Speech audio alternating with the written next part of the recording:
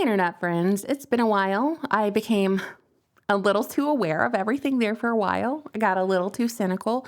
After all my conspiracy theories came true. And I logged off the internet for a minute, but I'm back now, back in the saddle.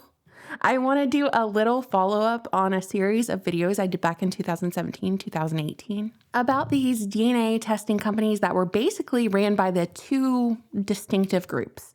Two distinctive DNA mafias, if you will. If you remember, the Mormons ran the Ancestry DNA pyramid, and the God-chosen people over at Google ran the 23andMe bioweapon designer baby factory. In summary, that's basically what the videos boil down to. You spit it in a tube and try to find out where your family's from, who's your daddy, and your spit tube ends up in the hands of Mormons who are more concerned about your lineage or your bloodline, from what I can tell anyway.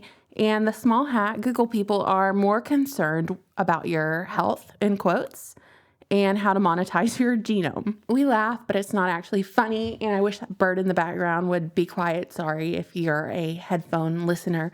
So these companies sell... Just kidding, we love birds. Birds aren't real. So these companies sell your sample to the highest shady bidder, and your DNA ends up in a database trying to, I don't know, connect you to crimes and whatnot, or put your DNA at one of their crime scenes, you know? But what you need to remember here is no matter what kind of information you find out through these DNA testing companies, you're not the customer, you're the product.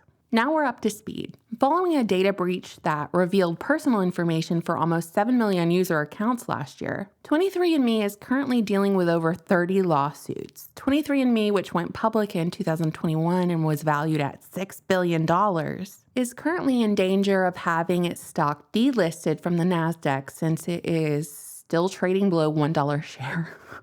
Of course, none of that matters. Maybe it was propped up to fail. Maybe it was just one big data mining operation. I don't know. Of course, Anne Wojcicki is the founder of 23andMe. She was married to Google CEO Sergey Brin and met him from renting out the garage of her and her sister's house. So the story goes, it's totally believable. The sister in question is Susan, the former CEO of YouTube. Yeah, y'all remember her, don't you? The other sister, I don't remember what her name is, Jennifer or something, is in Africa testing out vaccines on kids who don't have access to the internet. Quite a trio. I imagine they don't have access to the internet, otherwise they'd be complaining about it. Quite a trio, I think. So there was a security breach, shocker, at 23andMe in October that affected almost 7 million people. So the UK and Canada now are looking into the company. Just now looking into it, you know, if higher ups' personal information is leaked, it's a problem. But if it's us ants over here who have our DNA and all of our personal genome and information leaked, it's just the dangers of doing business. They absolutely insist hackers didn't get information like your genetic makeup that is specific to you and your family, but I find that rather hard to believe. Keep in mind that 23andMe since 2006 has sold more than 12 million DNA testing kits. These kits looked at DNA from spit samples to learn about health and ancestry. They've worked in partnership with companies like GlaxoSmithKline, vaccine companies, pharmaceutical companies to make products from your personal information that you submit. Very IG Farben, I might add. And anytime I've done these videos in the past, I don't know if y'all are on the same wavelength as me. I'm sure you are.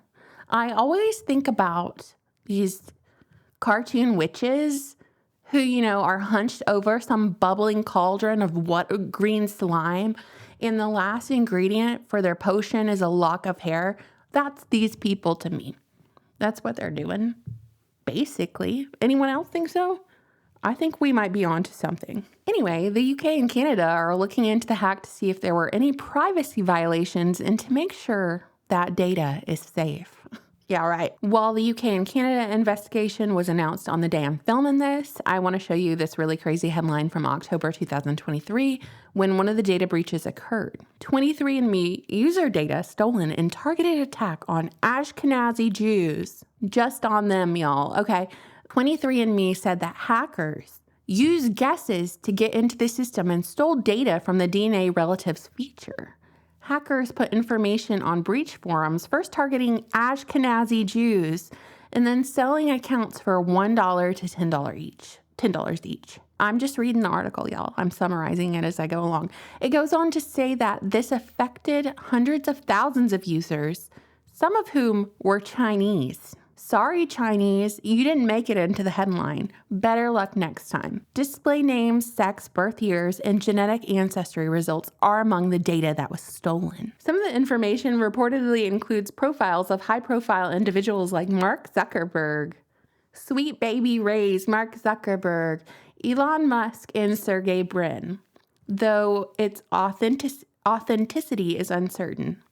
In other words, that might be bad intel. But I think it's interesting that in the article, as they call it, their words specifically, they included this trio, right? Maybe you're not surprised by that. Okay, hackers definitely got the cyborg DNA formula, I think.